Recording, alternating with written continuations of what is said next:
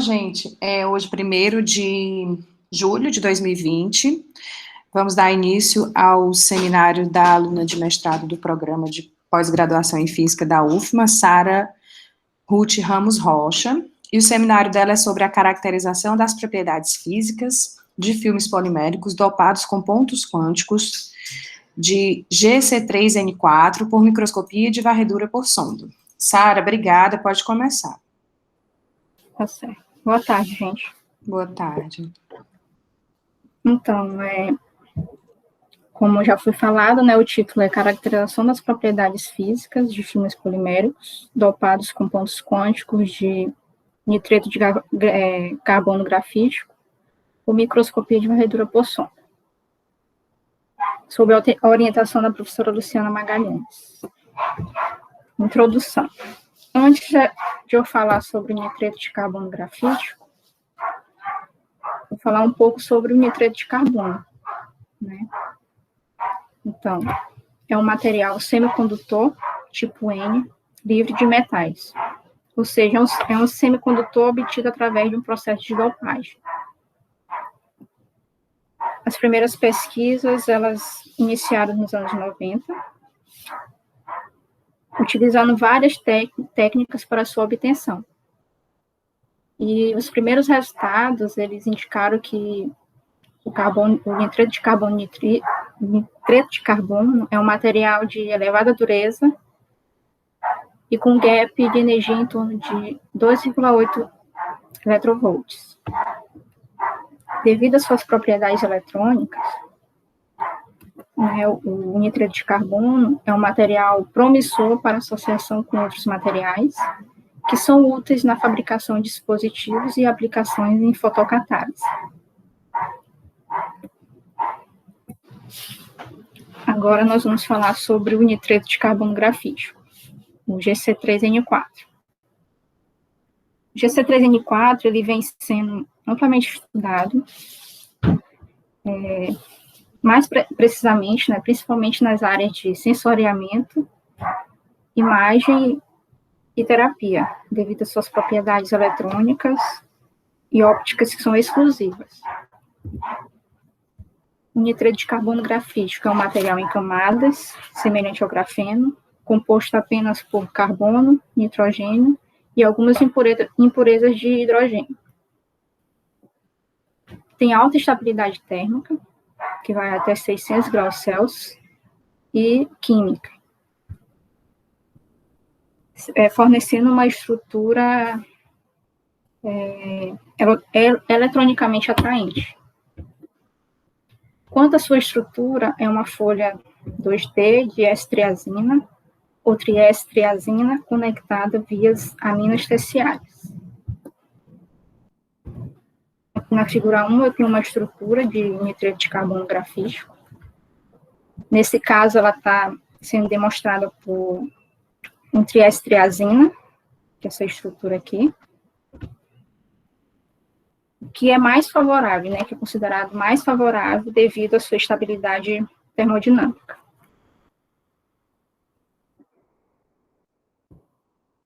Geralmente são sintetizados por pirólises de precursores ricos em nitrogênio, e sendo importante em aplicações como fotocatalisador semicondutor sem metal, com um gap de energia de aproximadamente 2,7 eletrovolts.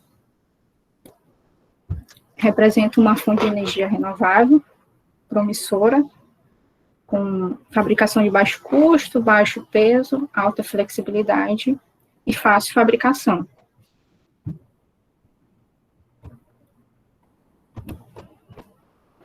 Agora nós vamos falar um pouco sobre os pontos quânticos, os quantum dots. Eles são nanopartículas ou nanocristais inorgânicos de material semicondutor que possuem de 2 a 10 nanômetros de diâmetro. Também são conhecidos como semicondutores nanocristalinos.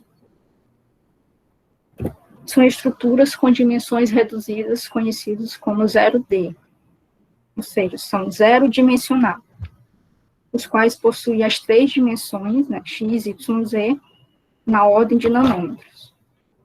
E por serem materiais com dimensões pequenas, elas exibem propriedades de confinamento quântico, apresentando níveis de energia discretos.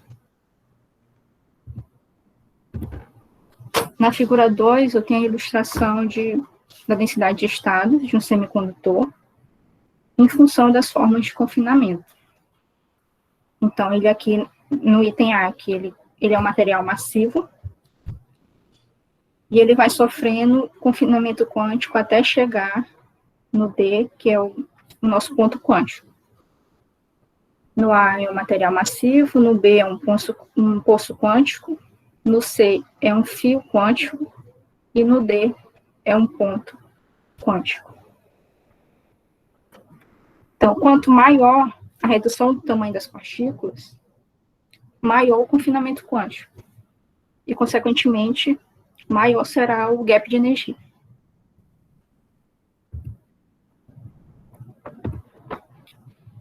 Geralmente eles podem ser monoatômicos, ou seja, podem ser compostos por um único elemento, como silício ou germânio, ou podem ser semicondutores compostos, né, como seleneto de cádmio, telureto de cádmio, seleneto de chumbo e sulfeto de chumbo, entre outros.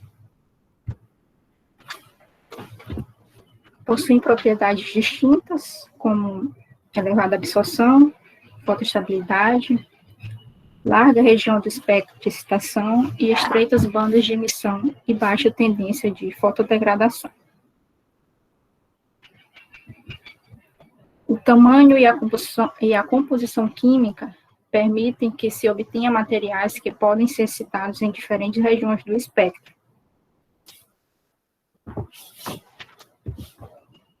Na figura 3, mostra uma variação, né, da faixa de energia em pontos quânticos conforme o tamanho das partículas. Então, quando os pontos quânticos são grandes, em torno de 6 ou 5 nanômetros, eles emitem um comprimento de onda que vai no vermelho ou laranja. E quando os pontos quânticos eles são pequenos, eles emitem energia no comprimento de onda que tende a ir para o verde ou azul. Então, como consequência, essas propriedades, elas podem ser ajustadas, né, para a gente poder obter o tamanho e a forma do ponto.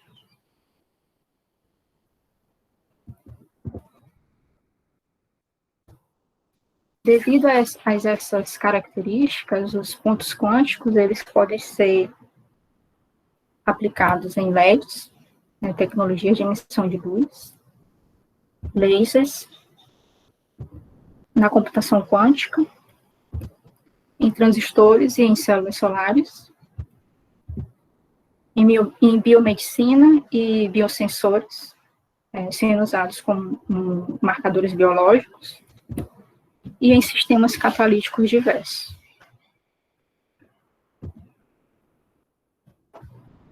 Na figura 4, eu tenho uma ilustração de um marcador biológico com pontos quânticos.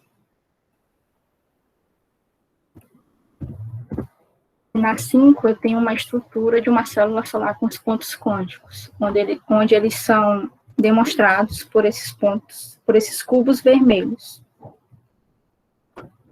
Essa figura eu tirei de um artigo que foi recentemente publicado por pesquisadores de uma universidade da Austrália, e eles tiveram êxito e bateram um novo recorde de eficiência, né, de células solares com pontos quânticos, que a eficiência foi de 16,4%, o que é muito próximo, que chega muito próximo das células convencionais, que são feitas de silício, que a eficiência é em torno de 20%.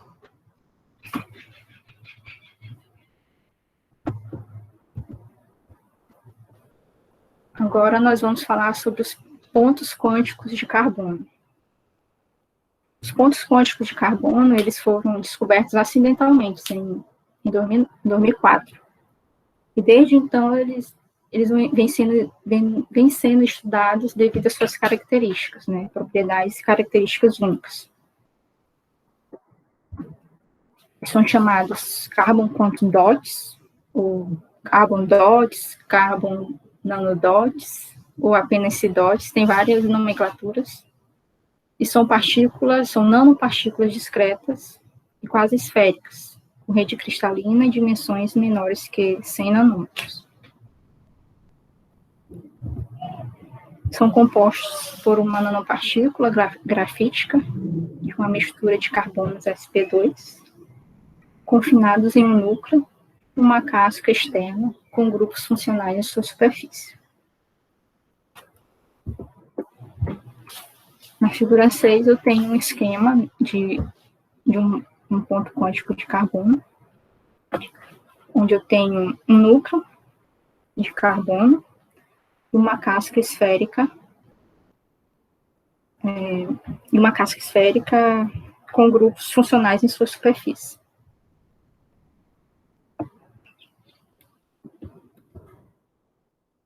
Eles empregam rotas sintéticas de baixo custo, que são menos exaustivas, assim como estabilidade coloidal a longo prazo, abundância e baixa toxicidade ambiental e biológica.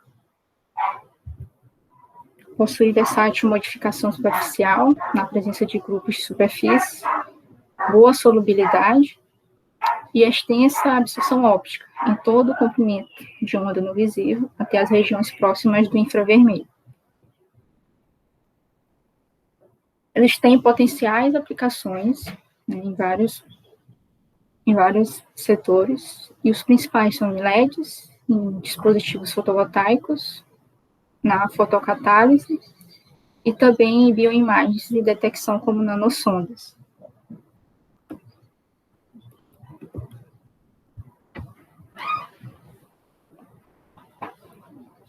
Agora vamos falar sobre os objetivos do projeto.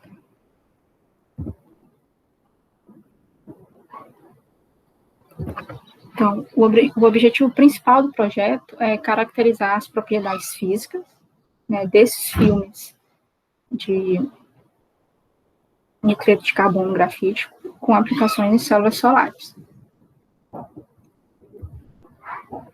Com a FM, nós vamos identificar as propriedades ultraestruturais, nanomecânicas, nanotribológicas e a distribuição da carga superficial. No DRX, identificar as propriedades cristalográficas. No MEV, analisar a microestrutura desses filmes de nitreto de carbono grafítico. E a espectroscopia Raman, para identificar a estrutura e a composição desses filmes.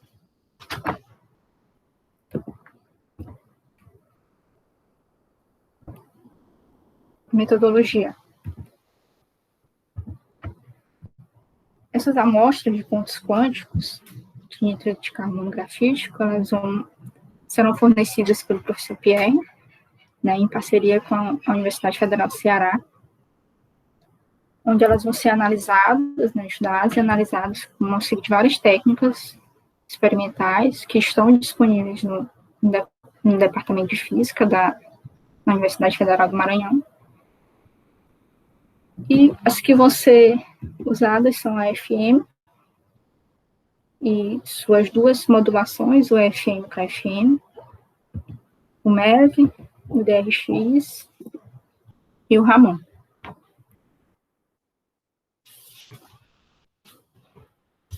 Aí agora eu vou falar um pouquinho sobre um pouco dessas técnicas. E a primeira é o AFM. O AFM, ele consiste na varredura da superfície de uma amostra com uma sonda, a fim de gerar imagens com resolução atômica. Ele proporciona o estudo da morfologia dessas superfícies em escala nanométrica. Produz imagens topográficas e também é capaz de investigar as propriedades mecânicas e físico-químicas dos materiais que... Na figura 7, eu tenho um esquema de um AFM, né, onde ele contém uma sonda, que é o cantilever, com uma ponta que faz a varredura sobre a amostra, um laser, um fotodetector e um scanner piezoelétrico. Então, no AFM, a sonda, ela vai sobre a superfície da amostra, baseando-se na força de interação que ocorre entre a sonda, entre a ponta e a amostra, e os átomos que compõem a superfície da amostra. Durante a varredura, podem atuar forças de atração e repulsão, que variam em função da distância entre o cantilever e a amostra. Essas forças de atração podem ter origem de fatores físicos, né, como a capilaridade, e de fatores químicos, como a afinidade entre a ponta e a amostra.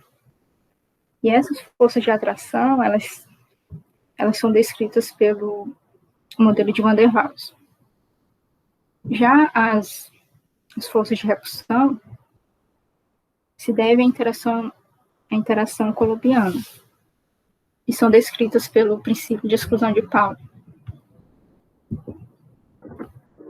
A figura 8 tem a representação de uma curva de força, né, mostrando a dependência da força de interação entre a sonda e a amostra, né, e os módulos de operação, né, do AFM, que é o modo contato, o modo não contato e o contato intermitente.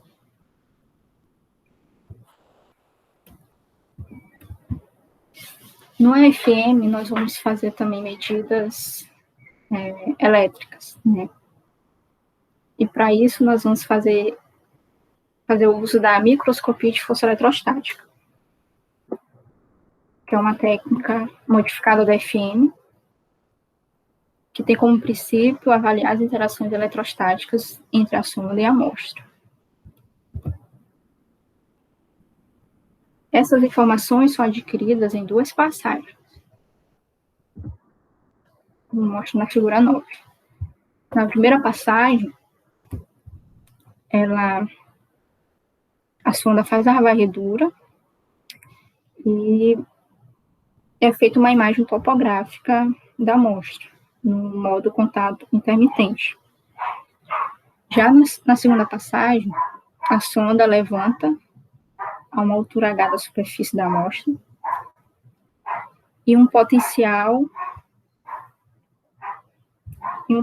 é aplicado entre a ponta e a amostra. A varredura é repetida e assim é medida a interação elétrica entre elas.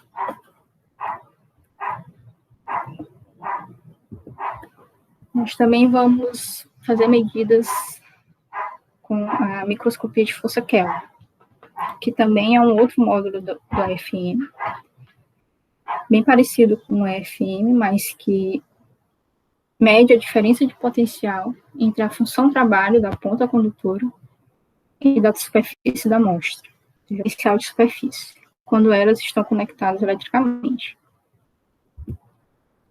Essa técnica também é uma técnica de dupla varredura. A figura 10 tem mostrando o princípio de operação do KFM. Na primeira passagem, é feita uma imagem topográfica no modo contato intermitente, e na segunda passagem, a sonda levanta a uma altura H da superfície da amostra, onde a varredura é repetida, sendo excitada eletrostaticamente, né, eletricamente, por uma tensão que é aplicada entre a ponta e a amostra.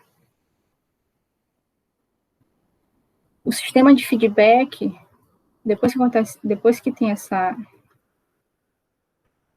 aplicação desse potencial, o sistema de feedback, ele iguala muda o potencial, né, e iguala ao potencial de superfície. Depois que ele iguala o potencial de superfície, ele mede o potencial elétrico sobre a superfície.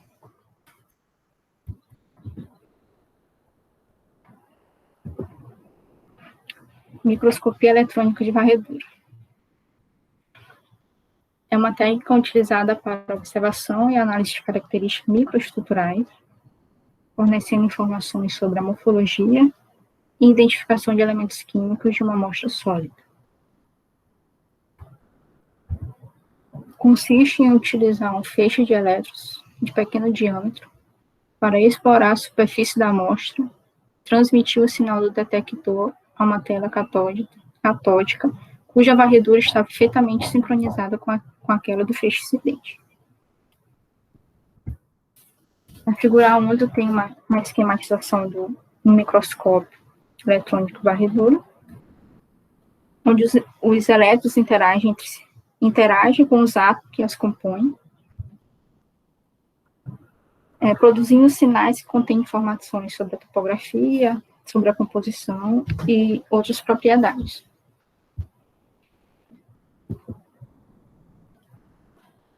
Na figura 12, eu tenho um exemplo, uma imagem de microscopia eletrônica de varredura de pontos quânticos de carbono.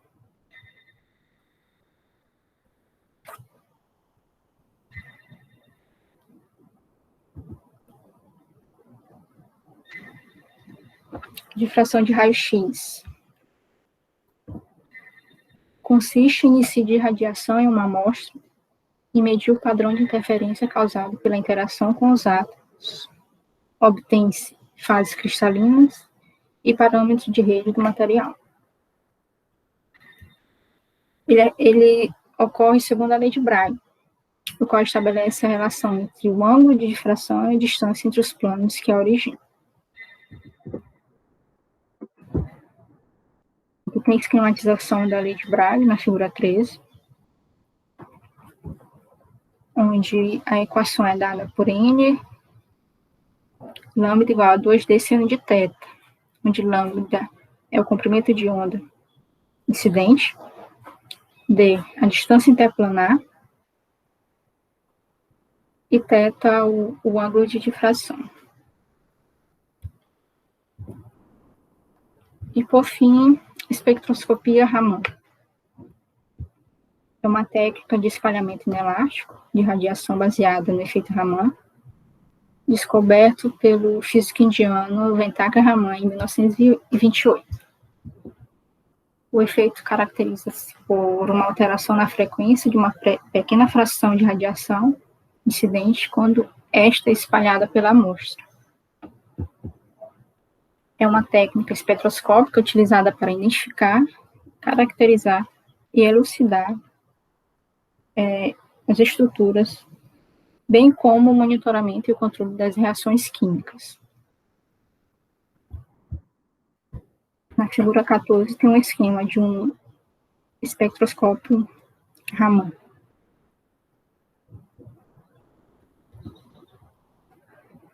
Enfim, como o projeto ele ainda está no início e eu ainda não tenho acesso às amostras, então eu não tenho nenhum resultado de fato, né, de análise e tudo mais. Então, o que nós esperamos, né, dessas análises é obter os parâmetros nanomecânicos, ultraestruturais, nanotribológicos e elétricos que possam definir a seleção desses filmes de nitrito de carbono com potencial aplicação em células solares. E é isso.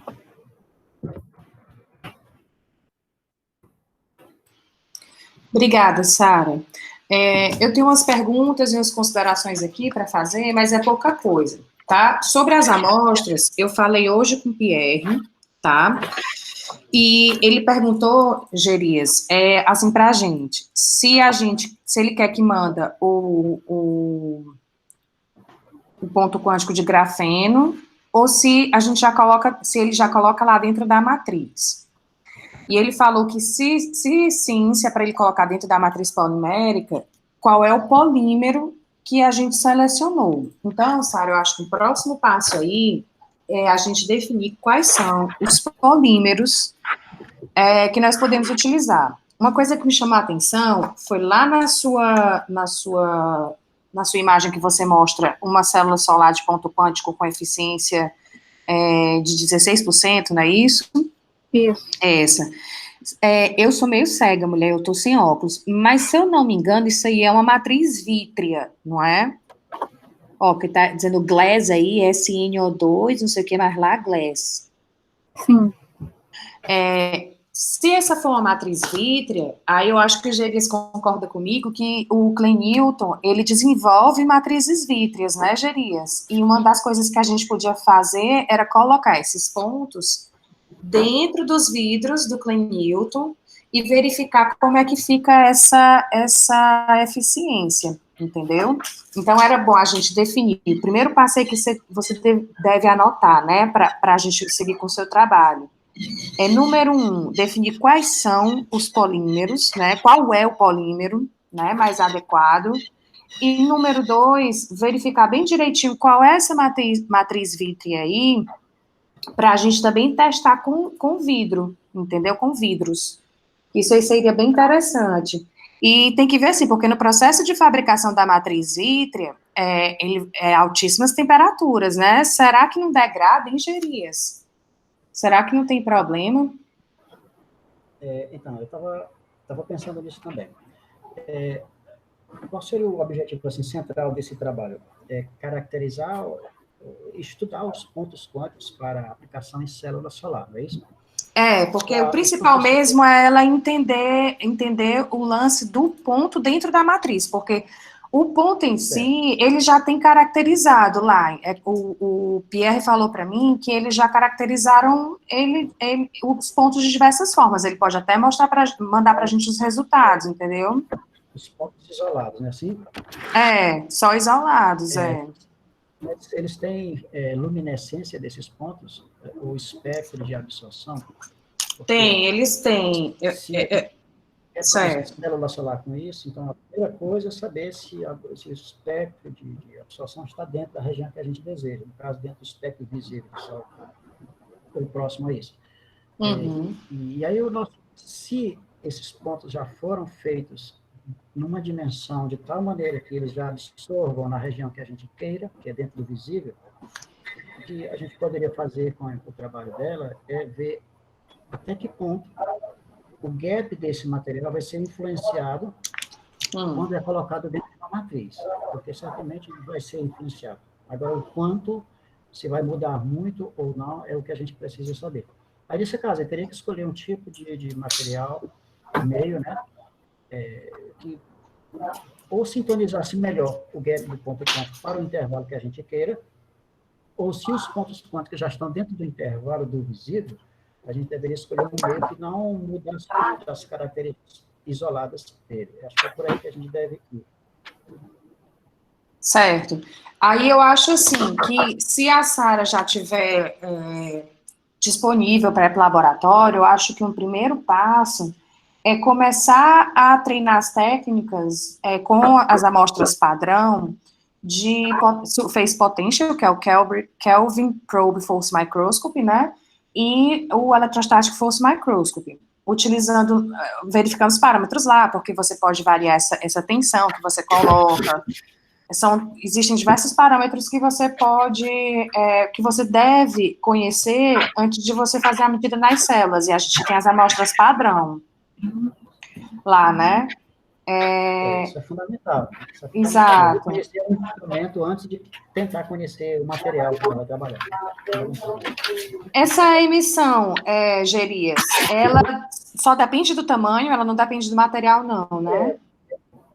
Não, nesse caso não. Se a gente vai para controlar as propriedades ópticas via controle da dimensionalidade do sistema, então basta a dimensão, independente de qual seja o material, essencialmente, o que vai controlar efetivamente a dimensão.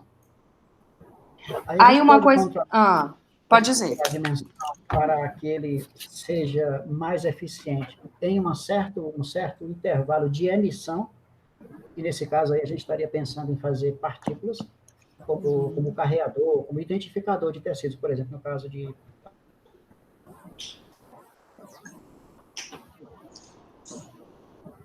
Acho que o Gerias caiu.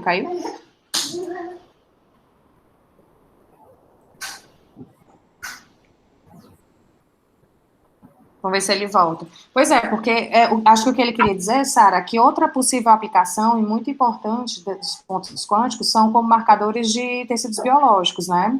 Sim, sim. E aí, Sara, uma coisa que eu queria muito de você também, além de verificar, para a gente ver na literatura, varrer na literatura, qual é o polímero mais utilizado, né? E que tipo de matriz vítrea a gente pode utilizar? Deixa eu aceitar aqui o Gerias. Verificar, porque você disse que a síntese é feita por pirólise por meio de precursores que são ricos em nitrogênio, né? E que é de fácil fabricação. Se realmente for de fácil fabricação, Sara, não for nenhum bicho de 7 cabeças, dependendo dos materiais, a gente se desamarra e tenta fazer, sabe? Talvez essa seja uma boa saída, porque as pessoas estão de quarentena e a gente acaba, quando as coisas estão, quando está tudo bem, as pessoas mandam muito rápido as amostras e tal, mas nesse período está tudo muito difícil e a gente vai ter que acabar desenvolvendo habilidades acima das que a gente já tem.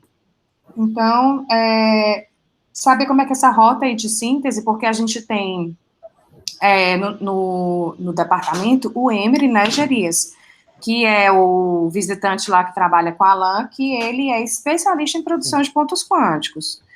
Eu não sei até que ponto ele pode nos ajudar, mas a gente poderia falar com ele, né, e ver. Sim. Eu posso falar com ele, ele é meu professor, é professor de experimento numa disciplina que eu estou ministrando, então eu estou sempre em contato com ele, porque ele está no sul. Show de bola. Pronto. E a gente podia ver a possibilidade de ver com o Emery isso aí, né? Certo. Só retornando à minha fala anterior, apertei um botão sem querer. Com relação aos pontos quânticos, se a gente quiser trabalhar com aplicações biológicas, por exemplo, para fazer diagnóstico, aí nesse caso a gente teria que ter pontos luminescentes, né? Então aí o gap teria que ser apropriado para isso. Também pode ser feito. Como o trabalho dela é para célula solar, então a gente iria para o oposto. O mais importante seria o espectro de absorção. Certo. E eu ia te perguntar, ele faz ponto quântico de grafeno? Ele faz esses... Ele faz ponto quântico de tudo. O Pierre, né, lá no Ceará. Ele faz ponto quântico de tudo que você possa imaginar. Inclusive, se você desenhar um ponto quântico, imaginar um ponto quântico, ele fabrica lá. Sabe, Gerias? Se você disser assim, eu queria um ponto quântico assim, ele faz. Ele é químico, né? Ele é químico. Os químicos são danados nisso. Né? Realmente, eles fazem corte químico das coisas. Né? Ele deve fazer pequenas estruturas de folhas de grafeno, né, que são pontos quânticos. E realmente... eu acho que ele faz aquele bottom-up, né? Que ele vai crescendo o ponto. Ele faz por crescimento, né? Eu acho que o dele, né, porque tem o top-down, né, e tem o bottom-up, uma coisa assim. E o dele eu acho que é bottom-up, ele vai crescendo o ponto. Mas eu perguntei para ele, Pierre, e aí, como é que seria esses pontos? Ele Luciano, na verdade, se você sonhar um ponto aí que você achar que é importante, a gente faz, entendeu? E porque realmente eu não pensei em nada, assim, desenhado, entendeu? Sim. A gente pode pensar nisso, porque nós já temos o nosso objetivo, que é fazer uma estrutura para servir para absorção dentro do visível. Então, as dimensões desse ponto quântico já são determinadas, já são pré-determinadas por nós, né? Então, esse desenho inicial nós já temos, porque nós já sabemos o que queremos com as nossas amostras, né? Ou o que esperamos dela, em termos de propriedades ópticas. Certo. Então, se for possível ter esse controle tão grande com relação à dimensionalidade, seria ótimo. E outra coisa, eu não sei qual é a rota que ele usa, qual é o mecanismo, o procedimento que ele usa, mas se for daquele artigo que você colocou no grupo, é interessante porque ele é simples o suficiente para que mesmo a gente aqui no laboratório consiga fazer, né? Pois é. Pois é, porque a gente tem que começar a fazer, sabe, Gerias? Como eu trabalho, desde que eu me entendo por gente, com biofísica, então, assim, produzir material biológico não existe, né? A menos. Então, eu estou sempre em parceria com os laboratórios para pegar culturas de células, para pegar amostras de sangue, de tecido, enfim. Isso aí. Mas nesse momento em que a gente começa a trabalhar com nanotecnologia aplicada à biofísica, eu acho que é muito interessante a gente começar a fazer as nossas próprias nanoestruturas. Então, assim, pelo menos as estruturas micelares é uma das coisas que eu quero fazer.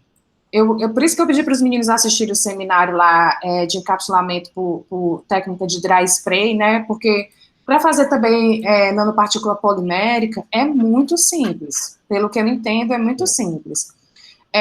Fazer grafeno nanoestruturado também é muito simples. Isso aí não é problema. A gente tem parceria com o pessoal do Piauí que pode ajudar a gente.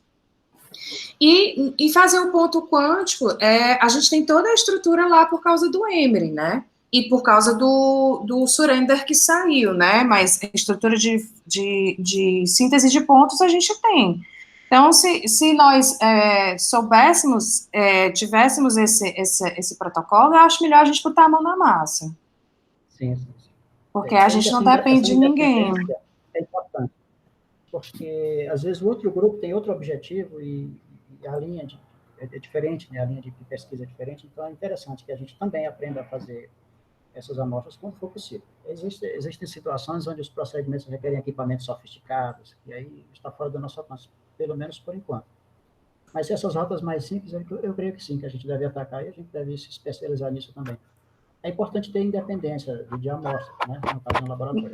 Eu concordo. Eu estou agora nessa linha de independência de amostra, porque com essa limitação da pandemia, eu acho que a gente tem que buscar os nossos caminhos, né? Inclusive, a gente estava do trabalho da Socorro esperando a Aline, eu não vou esperar a Aline, porque existem as técnicas de plantão lá, eu acho que a gente pode pegar as nossas próprias amostras.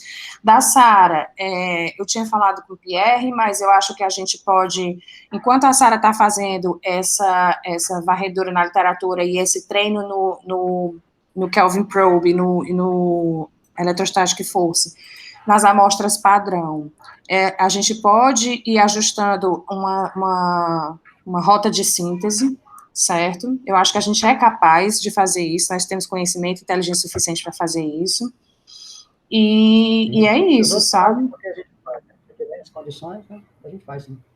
Faz, com certeza, pois é. Então, eu acho que os próximos passos para o trabalho da Sara é exatamente isso, uma varredura na literatura. Eu não sei se você, acho que o Gênesis tem mais considerações, mas a varredura na literatura para a gente determinar o polímero, para a gente determinar essa síntese essa fácil fabricação, nessa rota de fácil fabricação que ela menciona aí, que tipo de precursores a gente pode utilizar, né? Porque tem gente, a gente sabe que cabelo é rico em nitrogênio, né? E o pessoal daquele japonês, como é o nome? Tanaka, como é? Geris, da química aí da UFMA. Eles estavam fazendo o Auro, eles estavam fazendo ponto quântico de cabelo, o cabelo que eles pegavam no cabeleireiro, sabe? Eu achei fantástico. Eu vou usar os meus para fazer esses pontos quânticos, já que eu tenho muito, né? Rapaz, o meu eu tenho um monte, todo dia cai assim, uma mão cheia. Então, pois é, então eu acho que a gente tem que começar a fazer isso, sabe? Correr atrás nessa direção aí. E aí seria essa síntese, esses precursores, esse polímero, esse vidro e iniciar os treinos no Kelvin Probe e no Electrostatic Force. Aí eu deixo com você, Gênesis, para você fazer suas considerações aí. Bom, com relação ao tema central do trabalho dela, é muito importante. Tem um apelo muito grande, sobretudo nesses últimos tempos, com essa coisa de energias renováveis, né? O petróleo, se durar para sempre, vai acabar sendo um problema maior do que os benefícios que ele tem agora. Então, é sempre importante a gente procurar novas fontes. E a energia solar é uma delas, né? Eu trabalhei no projeto do CIBERS. O CIBERS, para quem não conhece, as pessoas ouvem todos os dias a previsão do tempo lá no Jornal Nacional, ou no jornal do que seja, todos eles pegam como fonte os dados lá produzidos no INPE, do Instituto Tecnológico lá de São José dos Campos. E o pessoal do INPE usa um satélite brasileiro, ele é sino-brasileiro, ele é feito basicamente no Brasil, lançado por um foguete chinês. E o primeiro foi lançado em 1996. Eu participei de parte do trabalho do projeto desse satélite, e o meu projeto era justamente trabalhar com as células solares do painel desse satélite. Então, lá eu aprendi que os australianos, por terem uma quantidade enorme de sol e por ter escassez de rios, não é como no Brasil, que a gente pode cavar um buraco, fazer uma barreira, fazer uma hidrelétrica aqui, outra lá. Lá eles não têm isso, então eles precisam se virar. Então, eles botaram o povo para trabalhar no desenvolvimento de painéis solares. Lá é bastante desenvolvido essa área, como ela inclusive mencionou, o trabalho australiano, realmente, lá e na Espanha, são os países que têm maior desenvolvimento. Eles conseguiram fazer células com uma eficiência de 68%. Infelizmente, só numa região muito estreita do espectro, que não era muito apropriado. Mas para algumas aplicações de sondas espaciais é bastante interessante. Mas 68% é muita coisa. É absolutamente um sonho para qualquer produtor de sonda, de foguete ou de painel para botar em cima das casas, é um sonho. Por enquanto, elas são de baixa eficiência. As que são monocristalinas, silício monocristalino, elas têm uma eficiência relativamente alta. Esse número que ela falou, em torno de 20% aí, o que é bastante coisa. Mas é um material extremamente caro, extremamente delicado. Essas células que a gente encontra por aí, geralmente elas não são de silício monocristalino, são de policristalino, porque são bem mais baratas. Bem mais em conta. A eficiência é bem mais em conta também, né? São bem mais em conta também. Mas também, em compensação, a eficiência é bem mais baixa, na ordem de 8%, 10%. É como a luz do sol é de graça, então deixa lá muito tempo e aí a gente acaba se beneficiando. Mas o ideal do trabalho dela é um apelo muito grande. A gente pode tentar produzir ou contribuir para esse avanço, né, nessa área, produzindo células de pontos quânticos. Por outro lado, eu também trabalhei com pontos quânticos, mas foi de semicondutores, olhando o desgaste térmico desses pontos quânticos na técnica que eu ajudei a desenvolver lá em Campinas. Eu vou mostrar no meu seminário algumas coisas que eu fiz. É mais fácil vocês entenderem, né? Eu não sou especialista em força atômica, é a primeira vez que eu estou entrando, mas eu já fiz outras coisas que pode contribuir também com esses trabalhos. Então, nessa parte de célula solar, eu já tenho um pouco de conhecimento de pontos quânticos também, e o apelo é muito grande. Se a gente conseguir fazer isso aí e mostrar, pelo menos potencialmente, que é possível construir células com esses materiais que têm uma certa eficiência e um procedimento relativamente barato, então isso vai ter uma visibilidade muito grande para o trabalho dela. E as técnicas estão aí, nós temos várias técnicas para caracterizar, né? Ainda bem, o nosso laboratório está recheado de ferramentas para caracterizar os materiais que ela quer trabalhar, né? Eu só sinto falta da luminescência, mas com o tempo a gente pode pensar em montar um espectro dedicado à fotoluminescência. O Clenilton consegue medir luminescência no Rama, não dá certo não, Gerias? Eu perguntei para ele falou que sim, dava para medir, eu não sei até que ponto. É diferente um equipamento feito exclusivamente dedicado, é verdade. É verdade. É um equipamento que é uma espécie de arranjo, né? Vamos dizer, o T64.000 é para Raman também, né? Aliás, é para Raman. E aí, como um acessório, eles colocaram um kit de luminescência. Mas, sim, dá para fazer bastante coisa. O fato é que nós temos todas as ferramentas em mãos, né? E já sabemos o que queremos e agora é trabalhar para que a gente atinja esse objetivo aí. Esse projeto da Sara está bem bonito. A gente pode falar com o Auro, a gente pode falar... a gente pode tentar trazer esse trabalho mais para cá, para a UFMA, né? Para dar mais independência para a Sara, né? E deixar a Sara mais livre para conseguir trabalhar e não tão presa a essas amostras, né? Sim. Porque precursor rico em nitrogênio é cabelo, filha. E aí, vamos fazer esses pontos quânticos aí, esses pontos quânticos de grafeno de cabelo mesmo. Vai dar certo, você vai ver. Criança, meu cabelo cai só, viu? Se alguém quiser. Menina, o meu também. Todo dia eu ralo em top de tanto cabelo que o cara na minha cara. Eu não sei como é que eu tenho cabelo ainda. Eu também. Mas, enfim. Gente, mais algum? O professor Ivelto quer comentar alguma coisa? Quer dar alguma ideia? Luciano, eu estou aprendendo nesse seminário sobre pontos quânticos, viu? Não, eu também, especialista em ponto é o Gerias. Pois mas é bem interessante. Quando o Gerias falou aí do satélite, Gerias, eu conhecia porque eu andei estudando alguma coisa dos satélites brasileiros para fazer uma apresentação. Mas é bem interessante mesmo essa aplicação dos pontos quânticos nessas células solares, né? Porque tem muito sol aqui no Brasil, aqui em Fortaleza, Ave Maria, quente demais. E aqui no Maranhão também.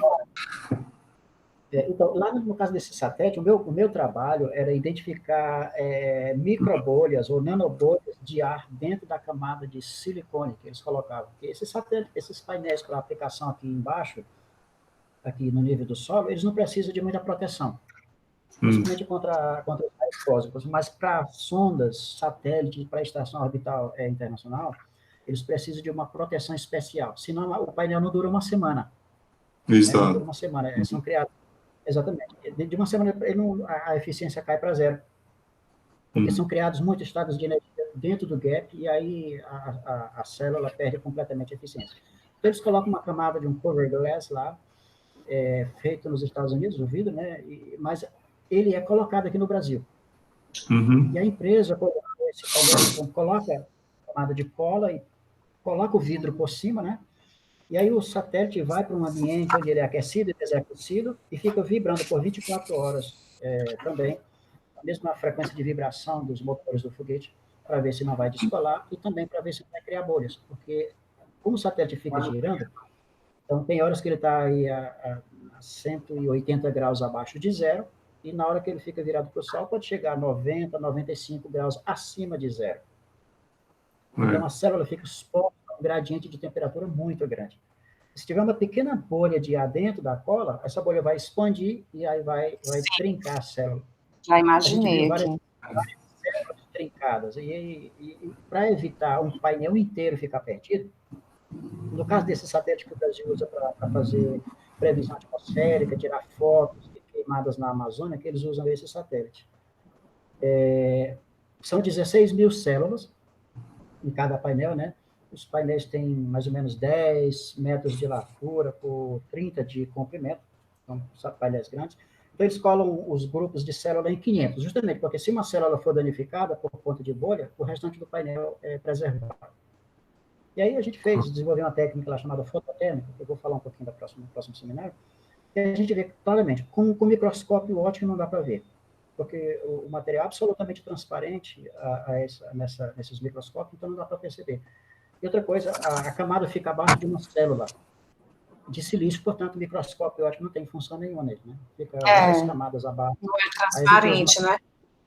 A célula não pode ser transparente, justamente, mas acima da célula é colocada a cola, e acima da cola é colocado o vidro, e esse vidro, ele recebe uma camada fina de um material justamente para evitar reflexão. Por isso que a célula é escura.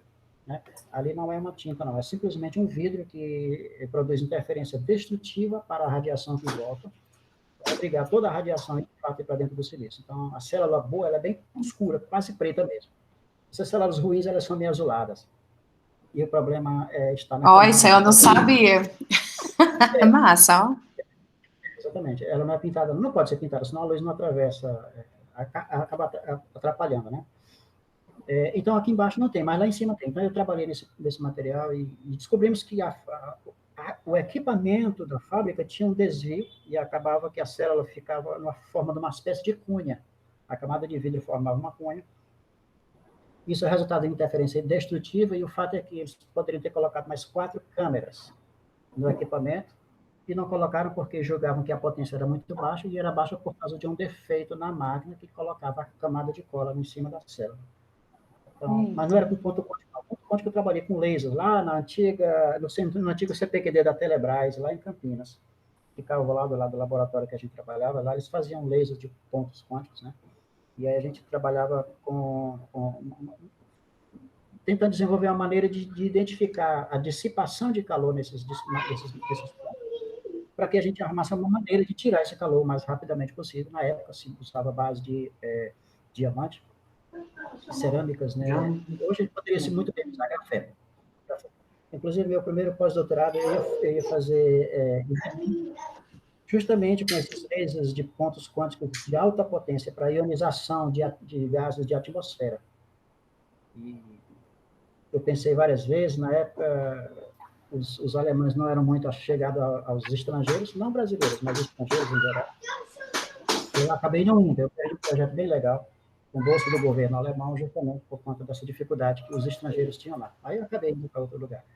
A minha experiência em ponto quântico não é muito grande, não. Eu vou aprendendo junto com a Sara, para a gente fazer esse trabalho juntos. Vai dar tudo certo. Vai dar tudo certo. Pois é, Tom, aí a gente, eu não sei se tu lembra quando a gente era menino novo, que até acho que foi na minha qualificação, sei lá, eu coloquei uma imagem de AFM, de EFM, de uma célula solar, e mostrava exatamente, né, a distribuição de carga lá na superfície, muito bacana.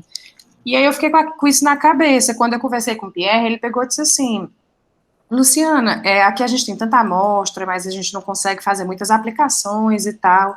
Eu falei, rapaz, pois manda as amostras para cá, o que é que você sugere de ponto quântico? Ele, olha, o hit do momento é esse nitreto de não sei o que grafítico. Começaram o nome? Nitreto de carbono grafítico. É esse mesmo.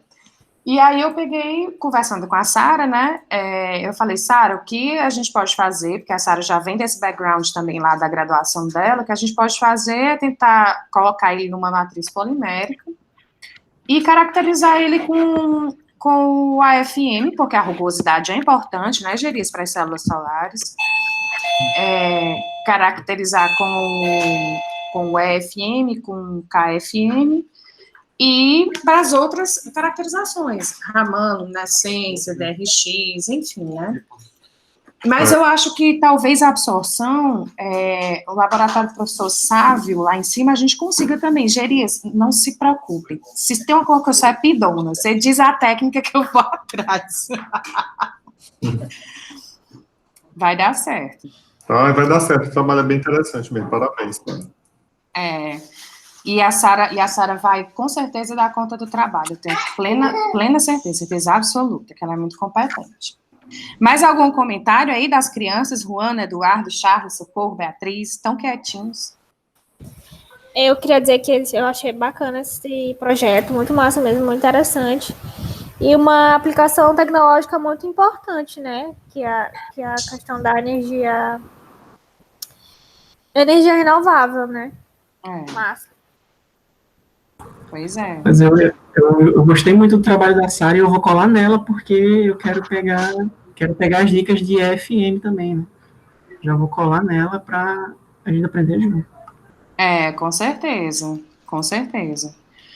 Pois é isso, gente. Eu agradeço, não saiu ainda, deixa eu só cancelar aqui e interromper a gravação.